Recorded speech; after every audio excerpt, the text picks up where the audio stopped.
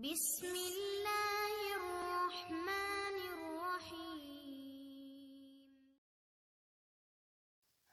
वालेकुम dear students, क्या हाल हैं? स्टडी कैसी जा रही है?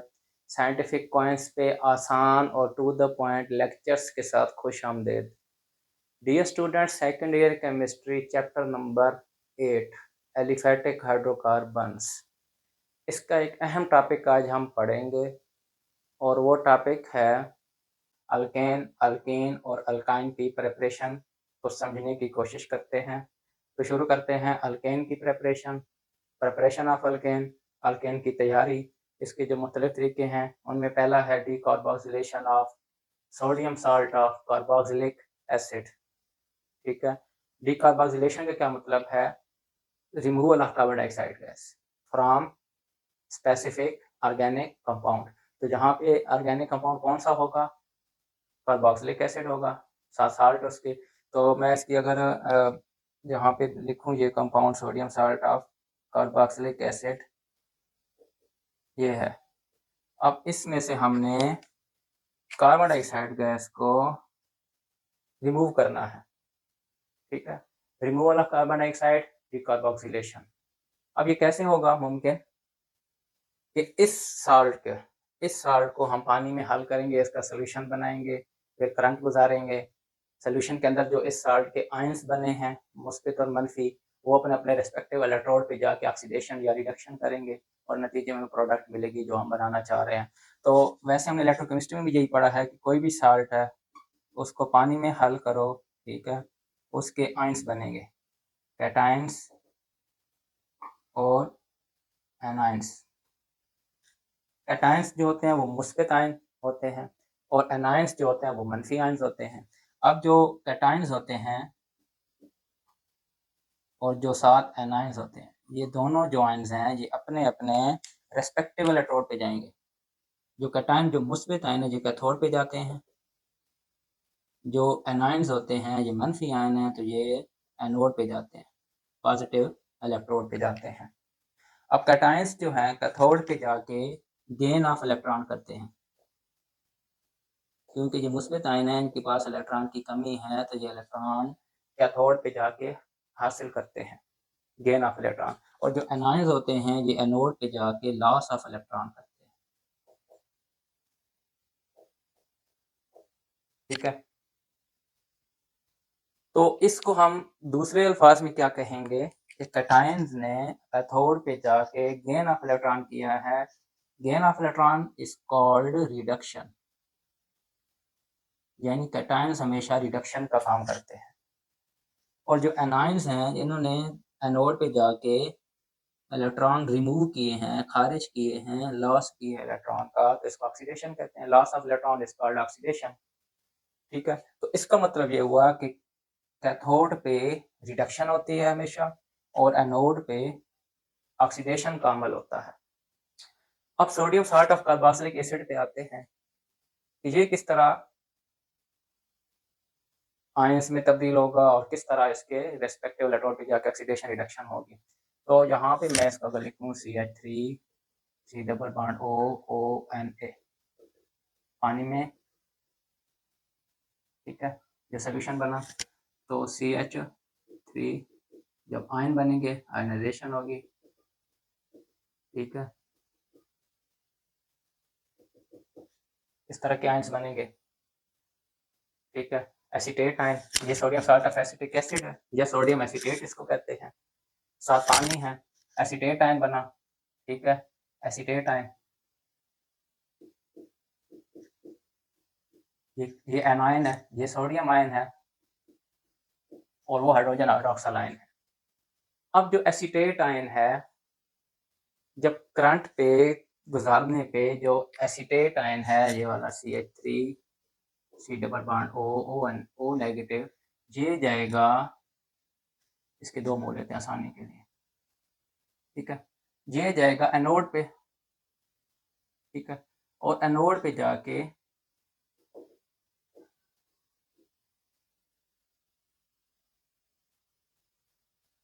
जाके ये अपने इलेक्ट्रॉन निकाल देगा, लॉस ऑफ इलेक्ट्रॉन करेगा। ठीक है, इलेक्ट्रॉन निकाल दिए, लॉस ऑफ इलेक्ट्रॉन, उसको हम कहते हैं हमेशा ऑक्सीडेशन, क्योंकि एनोड पे ऑक्सीडेशन होती है। ठीक है, एनायन जाता है, इलेक्ट्रॉन निकाल देता है, रिमूव कर देता है, अपने आप से अलग कर देता है, तो ऑक्सीडेशन करता है। अब ये जो रेडिकल बना है CH3 C double bond O radical, ये CH3 मिथाइल रेडिकल में और साथ कार्बन डाइऑक्साइड गैस की शक्ल में तब्दील हो जाता है। ठीक है, यानी इसमें से कार्बन डाइऑक्साइड गैस अलहदा और मिथाइल रेडिकल, ये पहले एसीटेट रेडिकल है, अब मिथाइल रेडिकल में तब्दील हो गया, और दो मिथाइल रेडिकल आपस में जुड़कर अल्केन बना देते हैं। क्या बना देते हैं? अल्केन। ठीक है, और यही अल्केन हम तैयार करना चाह रहे हैं, और हमेशा ये सिमेट्रिकल अल्केन बनेगा। यानी अगर सोडियम सॉल्ट एसीटेट की बजाय हम सोडियम प्रोपियोनेट लेंगे तो सिमेट्रिकल अल्केन तभी बनेगा। ठीक है, अब जो दूसरा आयन बने थे सोडियम आयन, ठीक है, सोडियम आयन हाइड्रोक्सिल आयन के साथ जुड़ेंगे, सोडियम आयन हाइड्रोक्सिल आयन के साथ जोड़ के बेस बनाएंगे, यानी ये और ये आपस में मिल जाएंगे। ठीक है, और ये काम कहाँ पे होगा? कैथोड पे। ठीक है, मनफी से इलेक्ट्रॉन हासिल किए हैं हाइड्रोक्सिल वाले, तो ये रिडक्शन है। साथ जो हाइड्रोजन आयन बने हैं, ये वाले हाइड्रोजन आयन, ये वाले हाइड्रोजन आयन किधर जाएंगे? ये जाएंगे कैथोड पे, क्योंकि ये मुस्बित आयन हैं, ये भी कैथोड पे जाएंगे, और वो जो इलेक्ट्रॉन एनोड से आ रहे हैं वो ये हासिल करेंगे, गेन ऑफ इलेक्ट्रॉन करेंगे, और हाइड्रोजन गैस की शक्ल में ये प्रोडक्ट बनेगी। और गेन ऑफ इलेक्ट्रॉन हमें पता है ये होती है रिडक्शन। ठीक है, तो एनोड पे ये सारा काम एनोड पे हो रहा है, और ये जो दो प्रोसेस हो रहे हैं ये कैथोड पे हो रहे हैं। ठीक है, अब एनोड पे ऑक्सीडेशन होती है, gain of electron, sorry loss of electron, और कैथोड पे रिडक्शन होती है, यानी कि गेन ऑफ इलेक्ट्रॉन। तो ओवरऑल अगर हम देखें कि हमारे पास ये दो रिएक्टेंट हैं, इनके इलेक्ट्रोलाइसिस करवाई हमने, तो प्रोडक्ट कौन सी हमारे पास आई है? प्रोडक्ट हमारे पास एक ये आया है अल्केन, जिसका हम प्रिपरेशन कर रहे हैं, साथ सोडियम हाइड्रोक्साइड या कोई बेस बनेगी, जो साल्ट होगा उसके मतलब का बेस, और तीसरी प्रोडक्ट हाइड्रोजन गैस बनेगी।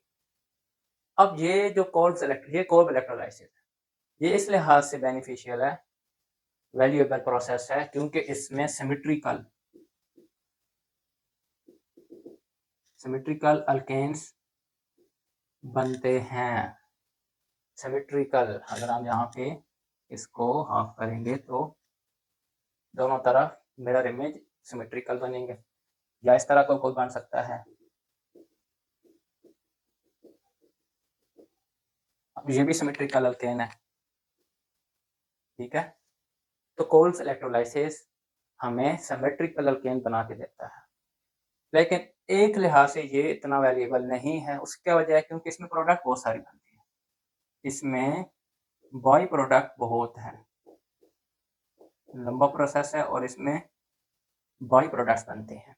बहरहाल ये हमारे सिलेबस में शामिल है, इसको हमने समझने की कोशिश करनी है, याद रखना है। इस पे पेपर में सवाल आता है कि write down the preparation of alkanes by Kolbe's electrolysis, या write down the preparation of alkanes by the method of decarboxylation of salt of carboxylic acid. तो उस लिहाज से ये बहुत अहम है पेपर के लिहाज से। ठीक है, तो अब मैं यहाँ पे ओवरऑल जो रिएक्शन है वो लिखने लगा हूँ इस पूरे प्रोसेस का। हमने लिया था sodium salt of carboxylic acid, और साथ हमने पानी, दोनों के 2-2 मोल ले लेते हैं। ठीक है, इलेक्ट्रोलाइसिस के नतीजे में हमारे पास जो प्रोडक्ट आई है वो सिमेट्रिकल अल्केन, साथ बेस, साथ जो है हाइड्रोजन गैस, और तीसरी जो चौथी प्रोडक्ट बनती है वो कार्बन डाइऑक्साइड की बनती है। ये भी प्रोडक्ट आती है इसमें। ठीक है, और ये जो प्रोडक्ट है ये भी इस लिहाज से तो बायो प्रोडक्ट है। ठीक है, तो ये हमारे सिलेबस में प्रोसेस है for the preparation of alkane by decarboxylation of sodium salt fatty acid और कार्बोक्सिलिक एसिड। ठीक है, जो दूसरा प्रोसेस है हमारे सिलेबस में वो भी इसी तरह का है, डिकार्बोक्सिलेशन ऑफ कार्बोक्सिलिक एसिड है, लेकिन उसमें करंट के जरिए नहीं, इलेक्ट्रोलाइसिस के जरिए नहीं, बल्कि बेस डाल के हीटअप करके उसमें से कार्बन डाइऑक्साइड गैस को रिमूव किया जाता है, रिमूवल ऑफ कार्बन डाइऑक्साइड की जाती है, decarboxylation of sodium salt of fatty acid. ठीक है, तो इसमें इसकी इक्वेशन क्या बनेगी, जो दूसरी है डिकार्बोक्सिलेशन, उसकी इक्वेशन मैं जहाँ पे लिख रहा हूँ, इस इक्वेशन को और ऊपर वाली को, रेड कलर वाली को मिक्स आपने ना करना है ना समझना है, ये अलग प्रोसेस है। और ये भी sodium salt of carboxylic acid है, सब बेस डालेंगे इसमें, नतीजे में हमारे पास जो प्रोडक्ट आएगी CH3H plus carbon dioxide, sorry carbon dioxide इसमें नहीं बनेगी, प्लस इसमें Na2CO3 बनेगी, सोडियम कार्बोनेट, दैट्स इट, दो प्रोडक्ट। ठीक है, अब इसमें भी यही है कि डीकार्बोक्सिलेशन ऑफ कार्बन डाइऑक्साइड है, डीकार्बोक्सिलेशन ऑफ सोडियम एसीटेट है, यानी इसमें से भी कार्बन डाइऑक्साइड रिमूव हो रही है। ठीक है, लेकिन कार्बन डाइऑक्साइड सोडियम के साथ मिलके सोडियम कार्बोनेट बना रही है। ठीक है, और साथ हमें अल्केन मिल रहा है, लेकिन ये सिमेट्रिकल अल्केन नहीं है, ये सिमेट्रिकल अल्केन नहीं है। ठीक है, अगर कोई और हम लेते हैं, एक और प्रोसेस लेते हैं CH3 2H5। अब इसके मैं बेस के साथ रिएक्शन करवाऊँ तो CH खोल के लिख रहा हूँ CH3। ठीक है, साथ Na2CO3, एक और लेते हैं C3H7O sodium butanoate plus NaOH C। अब मैं फिर इसको भी खोल के लिख रहा हूँ। ठीक है, ये प्रोडक्ट बनेगी और Na2CO3। तो यहाँ पे हम देख सकते हैं ये भी सिमेट्रिकल अल्केन नहीं है, ये भी सिमेट्रिकल अल्केन नहीं है ना, ये अनसिमेट्रिकल है।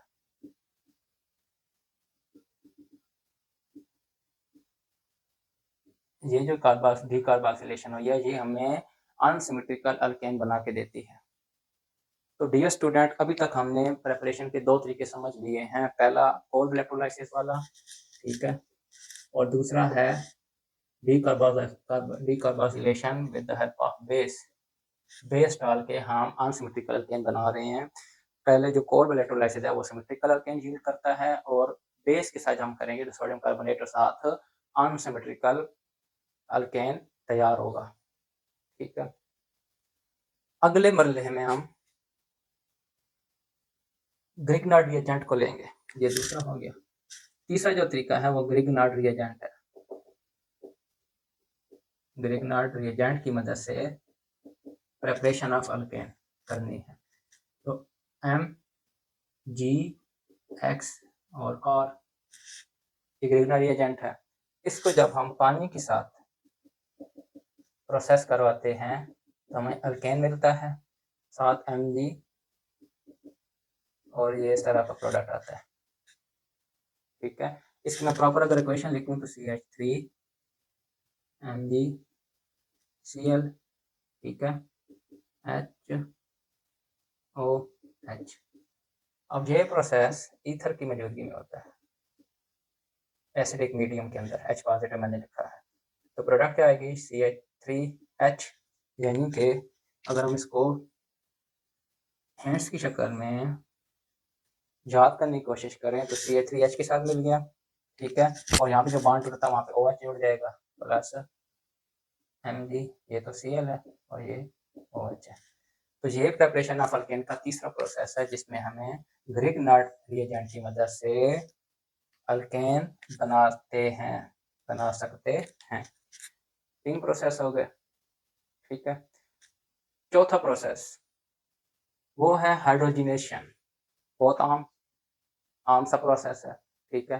हाइड्रोजिनेशन को अभी हम समझते हैं। डियर स्टूडेंट्स, जो चौथा तरीका है वो है hydrogenation of alkenes. Hydrogenation of alkenes निकल की मौजूदगी में हो सकती है, प्लैटिनम या पैलेडियम की मौजूदगी में हो सकती है।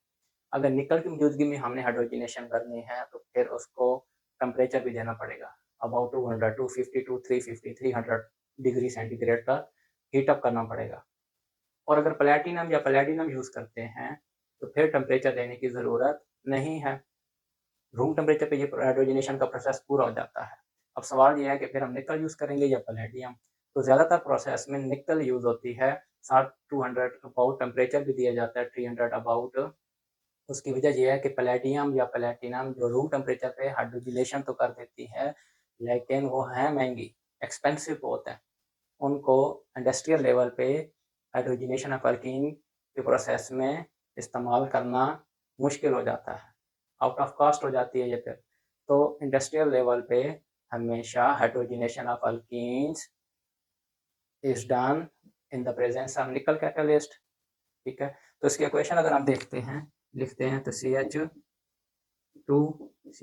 ये अल्कीन है, हाइड्रोजन गैस, हाइड्रोजन, निकल, जो हाइड्रोजन के ऊपर मौजूद, हाइड्रोजन जिसके ऊपर मौजूद है 200 टू 300 टेम्परेचर, और प्रोडक्ट हमारे पास क्या आएगी CH3 अब ये भी अल्केन है, ठीक है।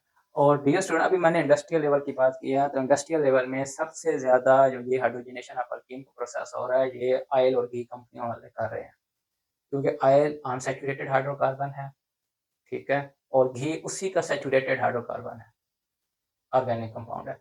तो अनसैचुरेटेड हाइड्रोकार्बन यानी कि ऑयल के अंदर जब हाइड्रोजनेशन की जाती है in the presence of nickel catalyst at 200 to 300 degree centigrade, तो वो ही ऑयल घी में तब्दील हो जाता है।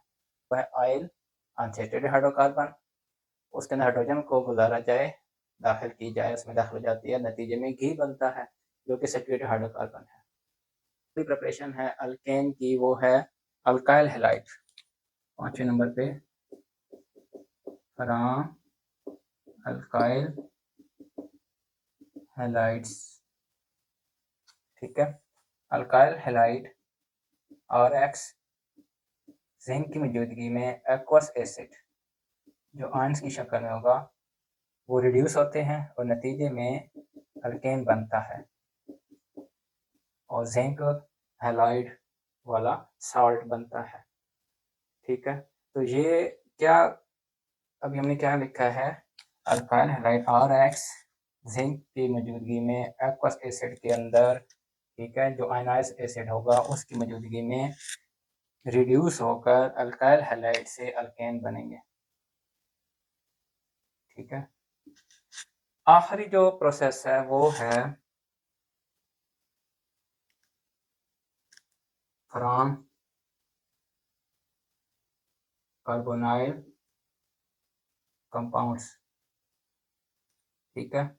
और वो कार्बोनाइल कंपाउंड्स कौन से होते हैं, एल्डिहाइड या फिर कीटोन्स। अब इसके लिए दो तरह के कैटलिस्ट, एलिमेंट्स रिडक्शन,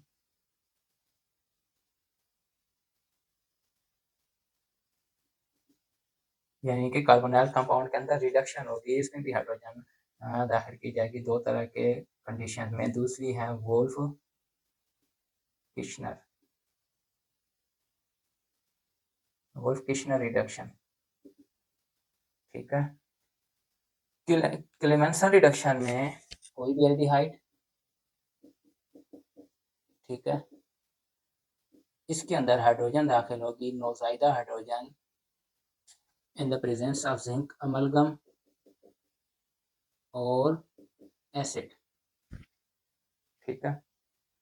नतीजे में अल्केन बनेगा, ठीक है। नतीजे में अल्केन बनेगा और साथ पानी बनेगा। वोल्फ्सकीनर में कोई भी एल्डिहाइड रिड्यूस होता है in the presence of hydrazine NH2 ठीक है, और साथ कोई बेस भी इस्तेमाल करेंगे 100 डिग्री टेम्परेचर पे एल्डिहाइड रिड्यूस होता है, ठीक है, और नतीजे में अल्केन तैयार होता है साथ पानी। तो डियर स्टूडेंट, ये एल्डिहाइड है, ये दोनों एल्डिहाइड है, कार्बोनाइल कंपाउंड है, ठीक है, सी डबल बॉन्ड O वाले कार्बोनाइल कंपाउंड कहलाते हैं। इनके अंदर हाइड्रोजन ऐड होती है, हाइड्रोजनेशन होती है, रिडक्शन होती है। इनकी दो तरह की कैटालिस्ट होती है, जिंक अमलगम, ये Hg मरकरी है, तो मरकरी वाले कंपाउंड को अमलगम कहते हैं, मेटालिक मेटल मरकरी के साथ मिले तो जिंक अमलगम हाइड्रोक्लोरिक एसिड में मौजूदगी में एल्डिहाइड रिड्यूस होता है और अल्काइन में तब्दील हो जाता है। इसी तरह एल्डिहाइड हाइड्रोजीन NH2 ये हाइड्रोजीन है, KOH बेस है और टेम्परेचर 100 डिग्री, बेस की मौजूदगी में 100 डिग्री टेम्परेचर पे एल्डिहाइड हाइड्रोजीन कैटलिस्ट की मौजूदगी में रिड्यूस होकर अल्केन में तब्दील हो जाते हैं। तो डियर स्टूडेंट, हमारे सिलेबस में अल्केन्स की तैयारी के 6 तरीके हैं, ठीक है। अब हम मूव ऑन करते हैं प्रिपरेशन ऑफ अल्कीन पे। डियर स्टूडेंट्स, अल्कीन्स की तैयारी में, प्रिपरेशन ऑफ अल्कीन्स में 5 मेथड हमारे सिलेबस में मौजूद है। उनमें से पहला है डिहाइड्रेशन ऑफ अल्कोहल। डिहाइड्रेशन का मतलब है रिमूवल ऑफ वाटर मॉलिक्यूल, और डिहाइड्रेशन ऑफ अल्कोहल का मतलब ये हो गया कि अल्कोहल में से पानी के मॉलिक्यूल को रिमूव करना है। अब पानी का मॉलिक्यूल अल्कोहल से टेम्परेचर भी काफ़ी सारा देना पड़ता है, और एल्यूमिना Al2O3 कैटलिस्ट यूज़ करना पड़ता है। इसकी मैं सवाल लिखते हैं। अल्कोहल मैंने लिया CH3 CH2OH, इथेनॉल, ये अल्कोहल है, ठीक है। Al2, जो एल्यूमिना की हम बात कर रहे थे, उसका फार्मूला Al2O3, और टेम्परेचर इस रिएक्शन के लिए 340 से लेकर 450 तक टेम्परेचर देंगे हम, तो हमारे पास प्रोडक्ट आएगी अल्कीन। क्योंकि इथेनॉल इस्तेमाल किया तो इथीन हमें मिलेगी, ठीक है। तो अल्कोहल की अंदर dehydration of alcohol in the presence of alumina Al2O3 with temperature 340 to 550 degree centigrade yield alkene and water molecule। Same process sulphuric acid की मौजूदगी में भी हो सकता है। इस तरह अल्कोहल, ठीक है, अल्कोहल जब सल्फ्यूरिक एसिड की मौजूदगी में H2SO4 की मौजूदगी में डिहाइड्रेशन करेगा तब भी हमें अल्कीन मिलेंगी, ठीक है। लेकिन ये 3 तरह की कंडीशन में आता है। प्राइमरी अल्कोहल 3 तरह के हैं, सेकेंडरी या टर्शरी। अब सल्फ्यूरिक एसिड की मौजूदगी में सबसे ज़्यादा जो आसानी है वो टर्शरी है।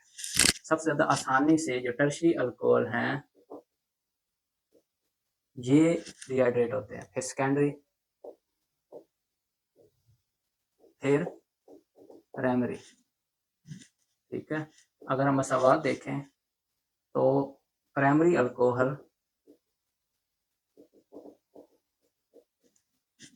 के लिए अगर 75% सल्फ्यूरिक एसिड इस्तेमाल करें, सल्फ्यूरिक एसिड कितने परसेंट हो, 75% वाला, तो टेम्परेचर 140 डिग्री देना पड़ेगा, 140 से 170 तक, ठीक है, तो हमें अल्कीन मिलेगी। अगर हम सेकेंडरी अल्कोहल यूज़ करते हैं,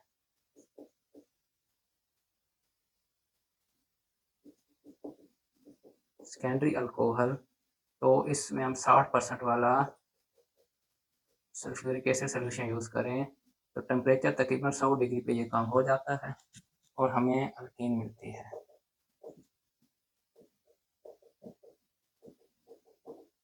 ठीक है। और अगर टर्शियरी अल्कोहल लेते हैं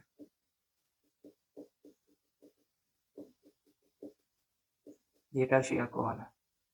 तो यही प्रोसेस 20% वाले सोल्यूशन से, सल्फ्यूरिक एसिड वाले सोल्यूशन से तकरीबन 85% 85 डिग्री सेंटीग्रेड पे पूरा हो जाता है और हमें अल्कीन मिलती है रेस्पेक्टिव।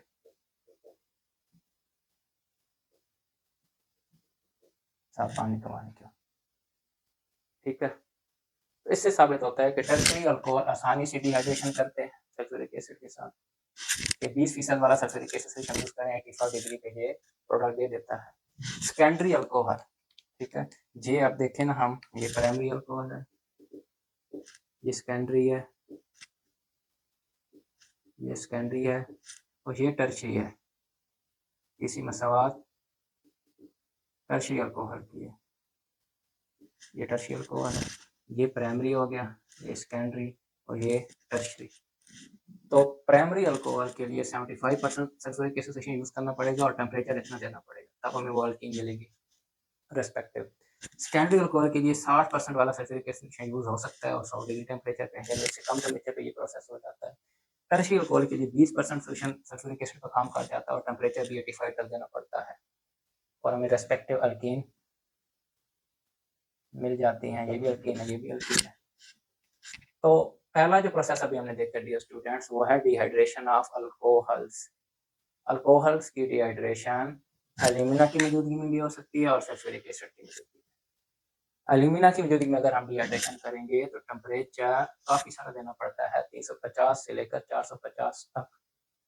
सल्फ्यूरिक एसिड की मौजूदगी में अगर हम डिहाइड्रेशन करते हैं, ठीक है, ये कौन सी है, डिहाइड्रेशन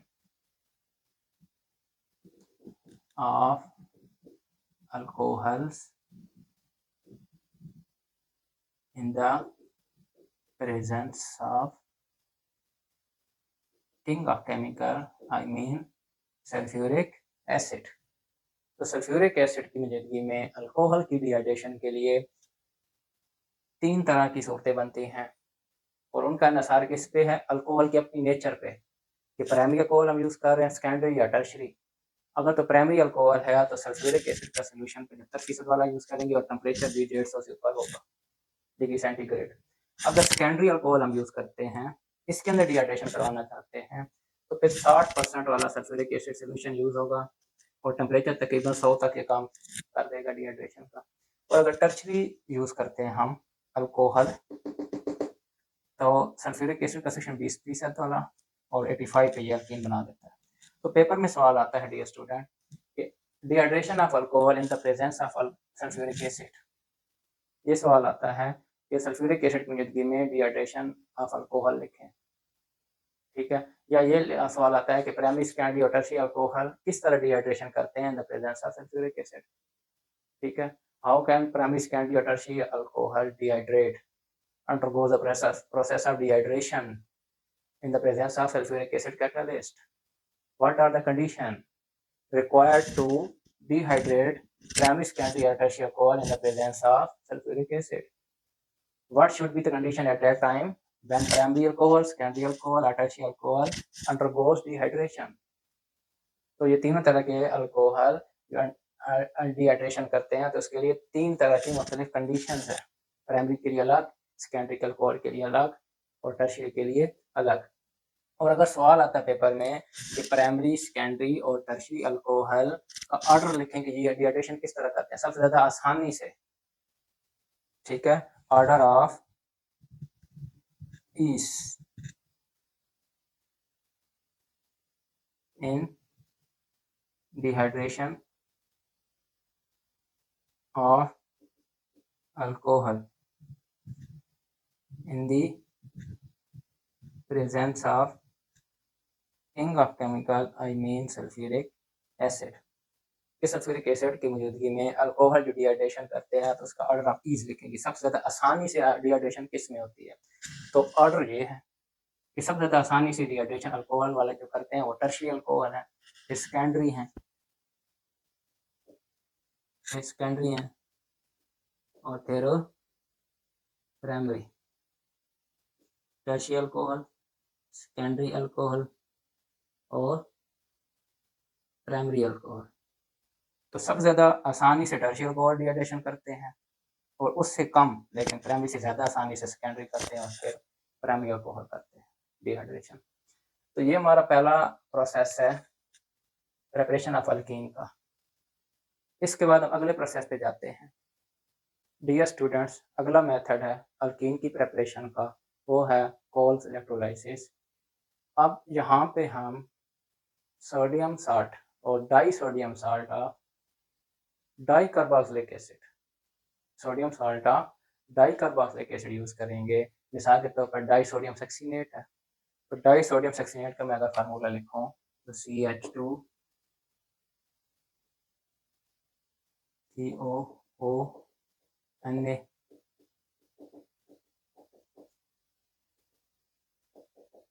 ठीक है, ये है डाई सोडियम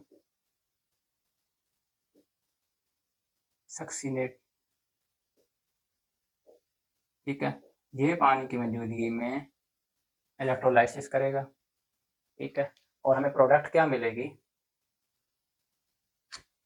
CH2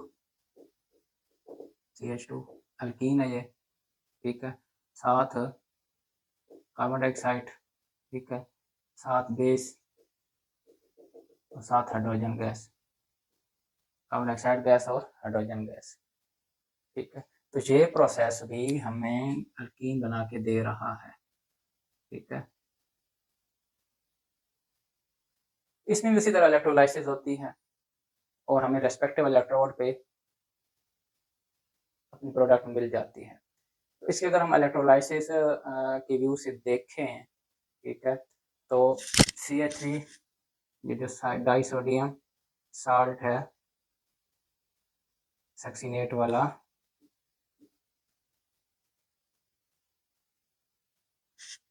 ठीक है, अब ये आयनाइज होगा तो हमें कौन से आयंस मिलेंगे,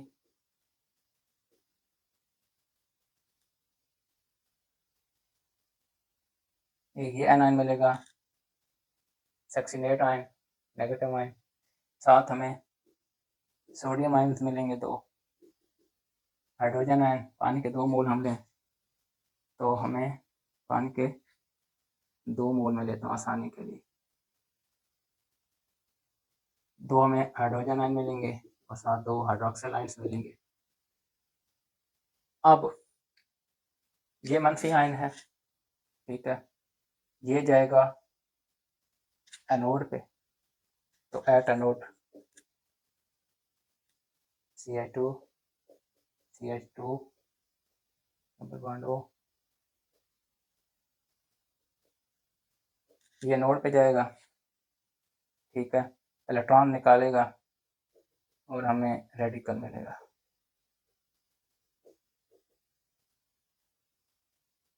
सक्सीनेट रेडिकल, 2 इलेक्ट्रॉन इसने निकाल दिए। अब सक्सीनेट रेडिकल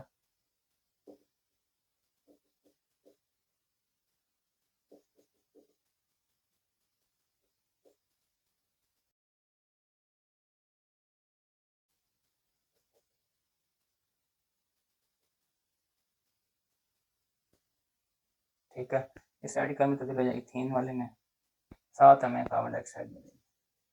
अब ये जो रेडिकल हैं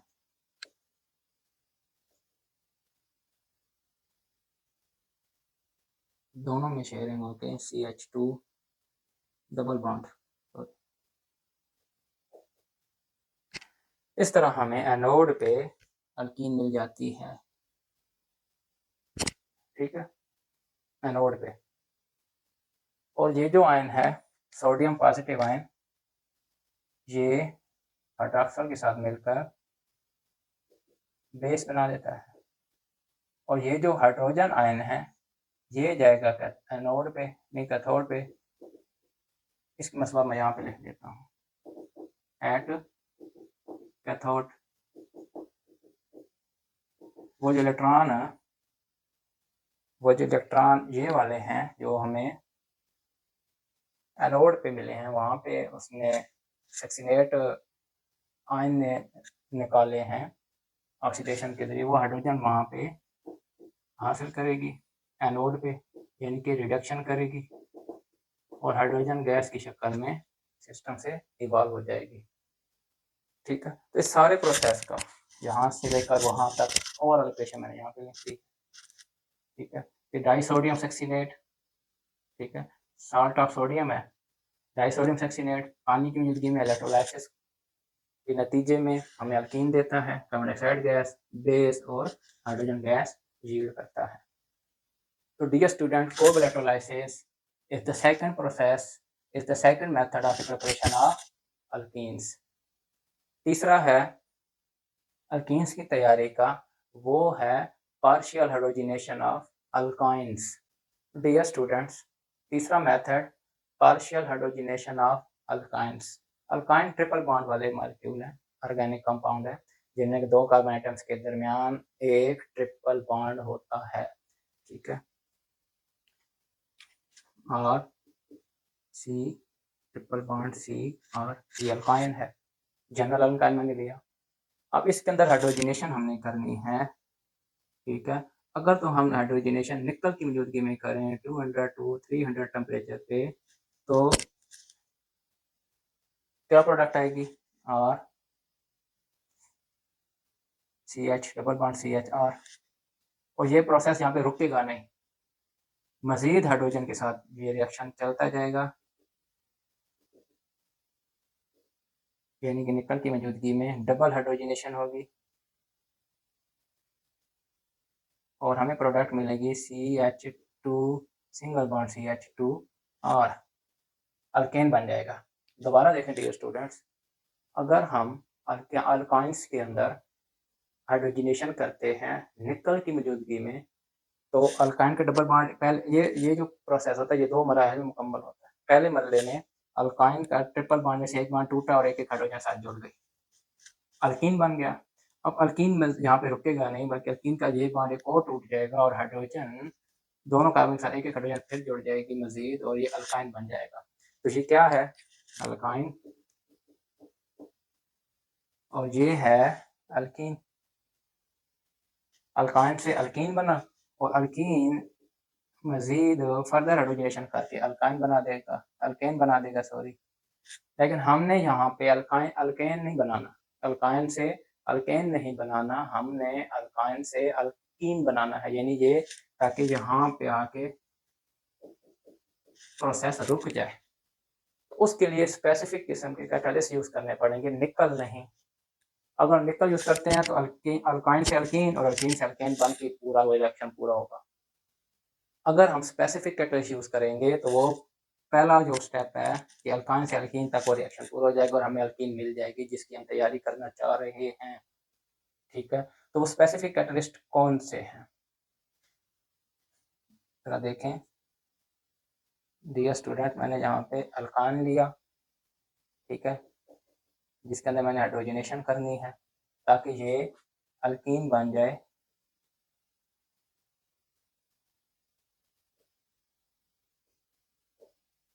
तो ये प्रोसेस होगा in the presence of Lindlar catalyst, in the presence of Lindlar catalyst. अब लेंडलार कैटालिस्ट क्या है, पलाडियम, ठीक है, barium sulphate, quinoline,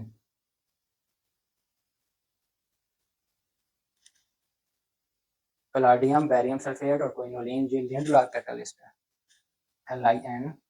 LINLAR Lindlar catalyst. अब ये जो लेंडलार कैटालिस्ट है ये खास किस्म का कैटालिस्ट है, निकल नहीं है ना यहाँ पे, ये पलाडियम बैरियम सल्फेट और साथ क्विनोलिन यूज कर रहे हैं, पॉइजन विद क्विनोलिन। तो जब हम अल्काइन की hydrogenation in the presence of Lindlar catalyst करेंगे तो हमें अल्कीन मिलेगा, वहाँ पे जाके रिएक्शन रुक जाएगा। और अल्कीन भी खास किस्म का, अगर हम और करें तो डबल बॉन्डेड दोनों कार्बन के एक साइड पे आ रहे सेम साइड पे हाइड्रोजन है, तो ये सिस अल्कीन है। ठीक है, और यहाँ पे हमें प्रोडक्ट मिल जाएगी। अगर हम चाहते हैं ट्रांस अल्कीन बने तो उसके लिए अल्काइन की हाइड्रोजनेशन लिंडलार से फिर नहीं करेंगे, फिर हम एक और कैटालिस्ट यूज करेंगे। ठीक है, चलो और करें। अल्काइन, ये अल्काइन है, ठीक है, इसकी जब मैं हाइड्रोजनेशन करता हूँ इसकी मौजूदगी में, इसके बाद हम हाइड्रोजनेशन करेंगे हम सोडियम और लिक्विड अमोनिया, सोडियम मेटल और लिक्विड अमोनिया, और टेम्परेचर खास जो देना पड़ेगा वो -33 डिग्री सेंटीग्रेड। इस कंडीशन के अंदर यानी कि सोडियम मेटल और लिक्विड अमोनिया की मौजूदगी में -33 डिग्री सेंटीग्रेड पे जब हम अल्काइन के अंदर हाइड्रोजनेशन करते हैं तो हमें ट्रांस अल्केन मिलता है।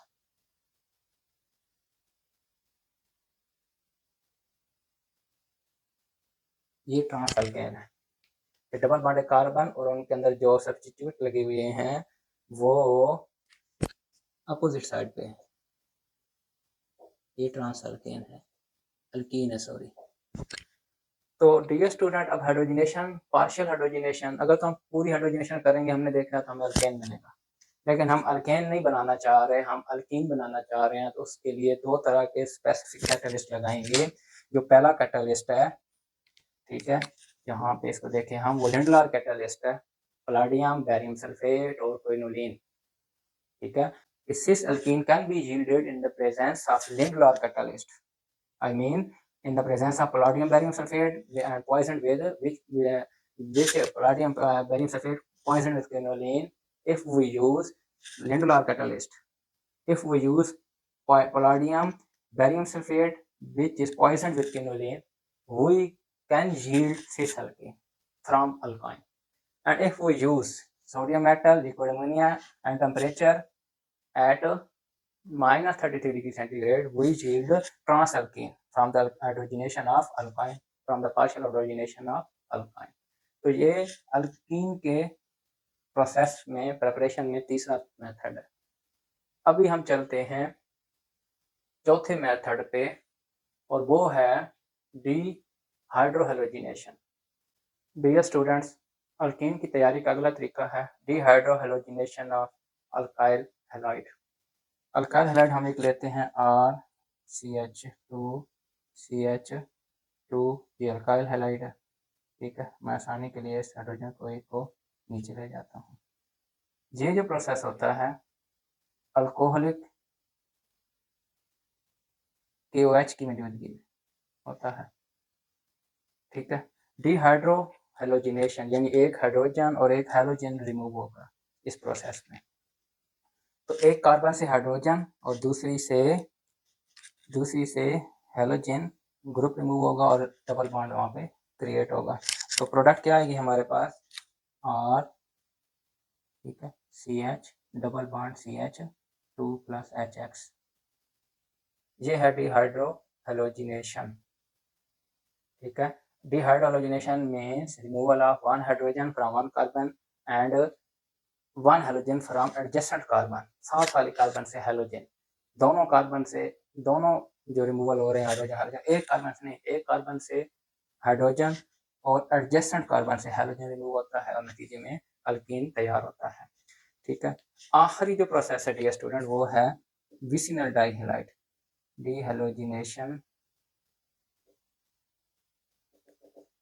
फ्रॉम विसिनल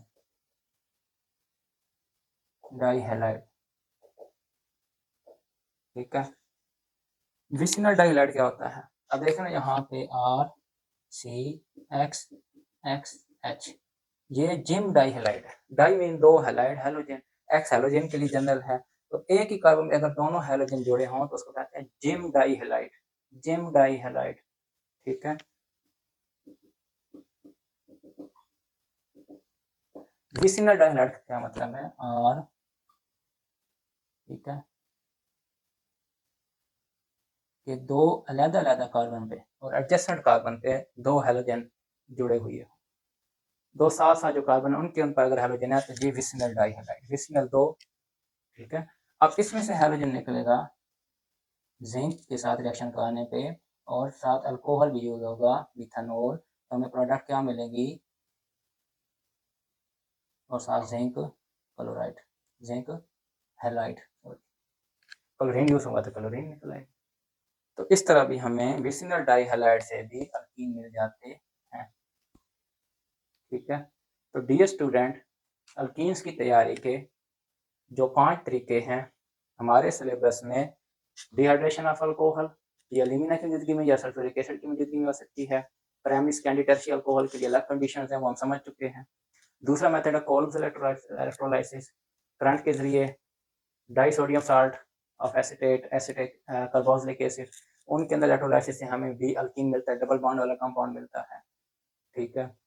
और तीसरा जो मेथड वो पार्शियल हाइड्रोजनेशन ऑफ अल्काइंस है, सॉरी, और वो हमेशा लिंडलार कैटलिस्ट या फिर सोडियम मेटल अमोनिया लिक्विड और -33 टेम्परेचर पे होता है। और लिंडलार कैटलिस्ट ये वाला है, पलाडियम बैरियम सल्फेट क्विनोलिन। ठीक है, ये हम यूज़ करेंगे तो हमें सिस अल्कीन मिलेगा। और अगर सोडियम मेटल लिक्विड अमोनिया और ये टेम्परेचर देंगे तो हमें ट्रांस अल्कीन मिलेगा। तीसरा मेथड हमने अभी देखा है, चौथा method dehydrogenation, removal of hydrogen and halogen from adjacent carbon, hydrogen from one and halogen from adjacent carbon. ठीक है, next carbon in the presence of alcoholic KOH। ठीक है, वी यील्ड अल्कीन। और आखिरी जो मेथड हुआ dehydrogenation of vicinal dihalide, dehydrogenation from vicinal dihalide. Vicinal dihalide मतलब दो हेलोजन है लेकिन एडजेसेंट कार्बन पे हैं। अगर एक कार्बन पे ही दोनों हेलोजन हो इसको जिम डाइहैलाइड कहते हैं।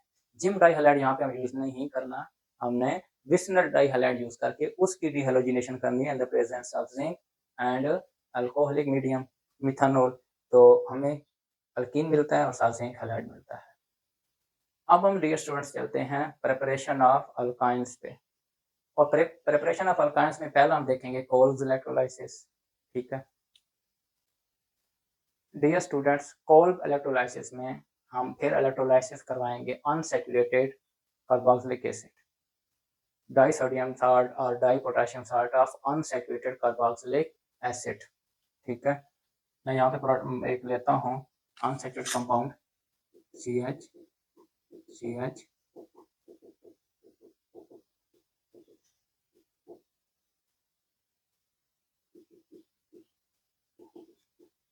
साथ पानी।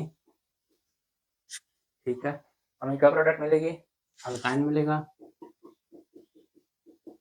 साथ हमें कार्बन डाइऑक्साइड गैस, साथ NaOH और साथ हाइड्रोजन गैस। तो हमने क्या किया है, unsaturated carboxylic salt of respective metal. ठीक है, अगर मैं इसका प्रोसेस मुकम्मल इलेक्ट्रोलाइसिस लिखूं तो हमें इस तरह के जो है ना सूरत नजर आएगी। ये वही साल्ट है,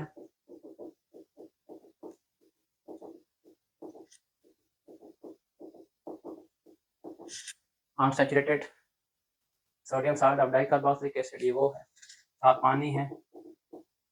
जब इनके आयन बनेंगे, ठीक है,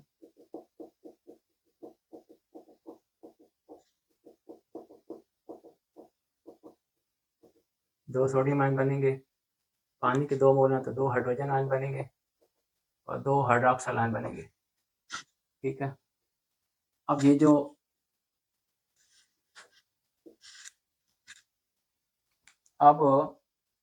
जो आयन है मंफी वाला, ये जाएगा एनोड पे, एट एनोड,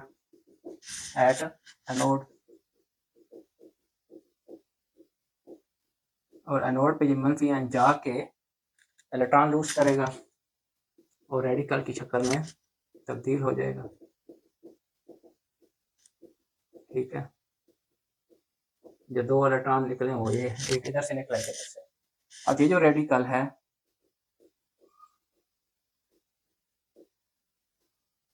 ये रेडिकल अगले स्टेप में बिना रेडिकल बनाएगा, इथीन का रेडिकल बनाएगा। ठीक है, और साथ 2 कार्बन डाइऑक्साइड के मोल बनेंगे। अब ये जो रेडिकल है, इसको मैं अगर इस तरह लिखूं, अगले स्टेप में ये दोनों आपस में कार्बन जिनके एक एक रेडिकल के पास है बॉन्डिंग कर लेंगे और ट्रिपल बॉन्ड, पहले डबल है ना, साथ ट्रिपल बन जाएगा। ठीक है, तो मैं इसको ग्रीन कलर में लिखता हूँ।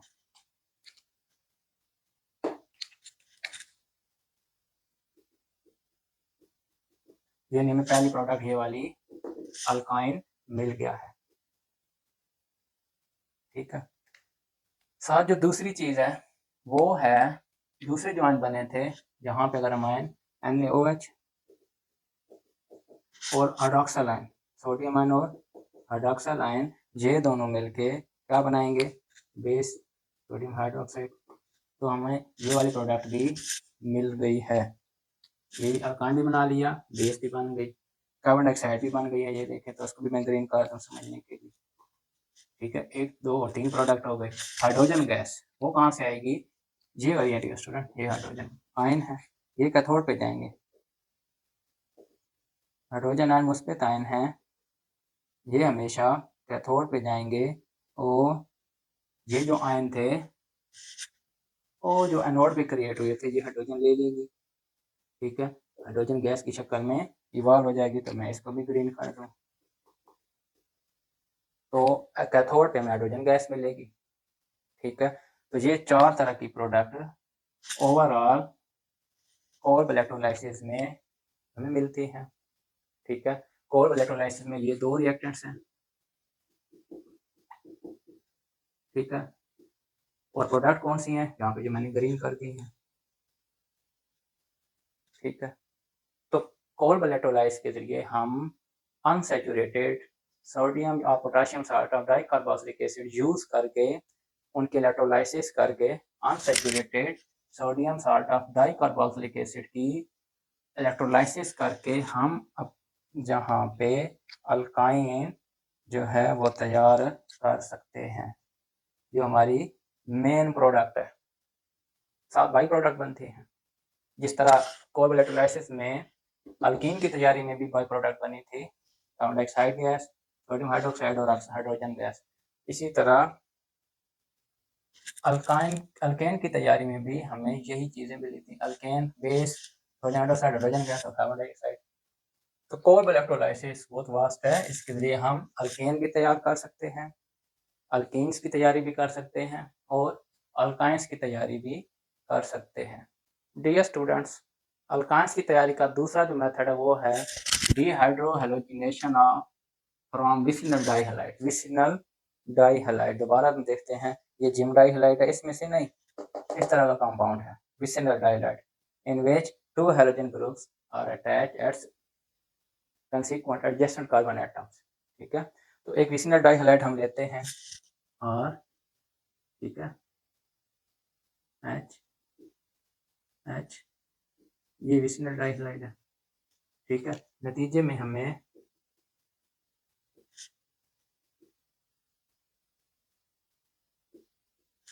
अल्काइन मिलता है, और ये जो काम है ये भी बेस की मौजूदगी में होता है।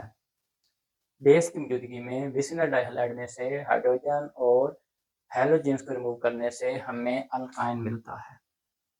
ठीक है, तीसरा जो है वो है डी हेलोजिनेशन फ्रॉम टेट्राहेलाइड। ठीक है, डी हेलोजिनेशन फ्रॉम टेट्राहेलाइड। अब हम देखते हैं टेट्राहेलाइड को।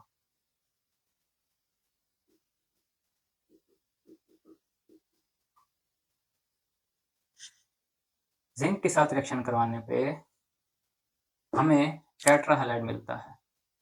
ठीक है,